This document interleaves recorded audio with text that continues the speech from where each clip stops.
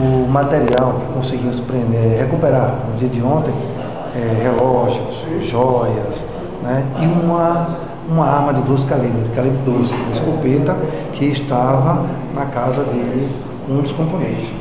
Desde a semana passada que o senhor com sua equipe trabalha neste caso, uma vez que foram informados que houve um sequestro de um cidadão e seguido de roubo de um Honda Civic. Esse cidadão estava em cárcere privado e o Getan foi lá e estourou esse cárcere, liberou o cidadão, mas não conseguiu naquele momento prender os elementos.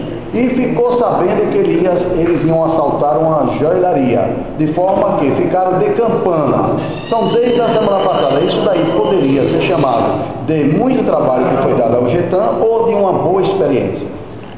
Olha, eu vou dizer de trabalho, né? Porque na terça-feira, eles tomaram de assalto um veículo Honda e com refém. Inclusive, colocaram o cara dentro de uma casa, né, ficaram com um refém, deixaram o cara amordaçado e nós fomos formados. Fomos para o local, mas assim chegamos no local, já tinham liberado o cidadão. Eles tinham liberado e abandonado o veículo. Desse dia ficamos em Campana, para ver se nós conseguimos fazer a detenção. No dia seguinte, eles fizeram um assalto na joalheria na Rua da Baiana, onde levaram alguns relógios e peças de ouro. Quando foi na sexta-feira, Semana Santa, nós ficamos o tempo todo em Campana, inclusive estivemos na casa dele na sexta-feira à noite, no Matagal, e vimos escurtindo, mas como era grande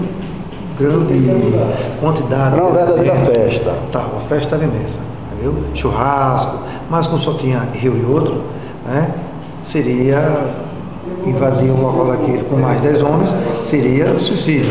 Então, resolvemos nos resguardar, e no dia de ontem, fomos até a casa de um deles, conseguimos apreender uma escopeta, alguns relógios e joias. E foi entregue tudo